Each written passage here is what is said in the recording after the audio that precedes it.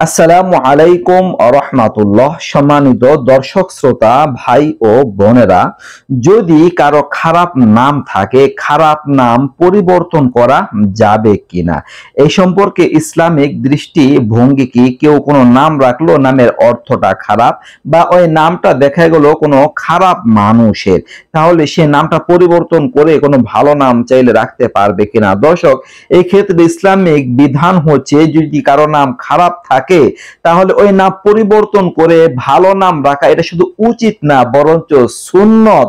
যদি কারো খারাপ নাম থাকে তাহলে ওইটাকে পাল্টায়া ভালো নাম রাখা এটা সুন্নত, এটা একটা ভালো জিনিস। বন্ধুরা, অনেকেই বাচ্চাদের নাম রাখে, তো নাম রাখার ক্ষেত্রে খেয়াল রাখতে হবে যে নামটা ভালো কিনা, সুন্দর কিনা, নামের অর্থ ঠিক আছে কিনা, ভালো কিনা। কারণ অনেক সময় নামের প্রভাবও ব্যক্তির উপর পড়ে, তো সেই জন্য সতর্ক থাকতে হবে, সাবধান থাকতে হবে। তো দর্শক, এই ব্যাপারে হাদিসের মধ্যেও আছে যে কারো ভালো নাম যদি না থাকে তাহলে তার নাম পরিবর্তন করে ভালো নাম রাখা যাবে, এটা একটা সুন্নত কাজ। দর্শক, হযরত আব্দুল্লাহ ইবনে ওমর রাদিয়াল্লাহু আনহু বলেন যে আমার বাবা ওমরের আরেকজন মেয়ে ছিল, মানে আমার বোন ছিল, তার নাম হলো আসিয়া। আসিয়া এর শাব্দিক অর্থ হলো অবাধ্যকারিণী।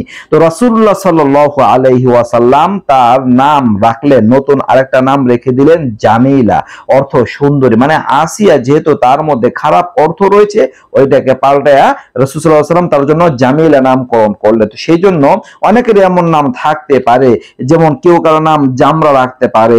জামরা এর শাব্দিক অর্থ হলো জ্বলন্ত কয়লা। নার রাখতে পারে, এর অর্থ হলো আগুন। তো এই জাতীয় বিষয়ের প্রভাব মানুষের মধ্যে হয়তো পড়তে পারে, সেজন্য এগুলো রাখা ঠিক না। হযরত আবু হুরায়রা রাদিয়াল্লাহু আনহু বলেন, হযরত যায়েনাব রাদিয়াল্লাহু আনহা এর নাম ছিল বাররতু। বাররতু। তো রাসূলুল্লাহ সাল্লাল্লাহু আলাইহি ওয়াসাল্লাম তার নাম পরিবর্তন করে যায়েনাব রাখলেন। তো সেজন্য বন্ধুরা, এটা কোনো বয়স নেই, চাই 15 বছরের বয়স হোক বা 20 বছর বয়স হোক, যখনই হোক না কেন, যদি নাম পরিবর্তন করার সুযোগ হয় তাহলে নাম পরিবর্তন করে ফেলা ভালো, পাল্টে ফেলা ভালো, খারাপ নাম রাখা ঠিক না। তো আশা করি বুঝতে পারছেন। নিত্য নতুন আরো ভিডিও পেতে সবাই পাশেই থাকবেন। এ পর্যন্তই। আসসালামু আলাইকুম ওয়া রাহমাতুল্লাহ।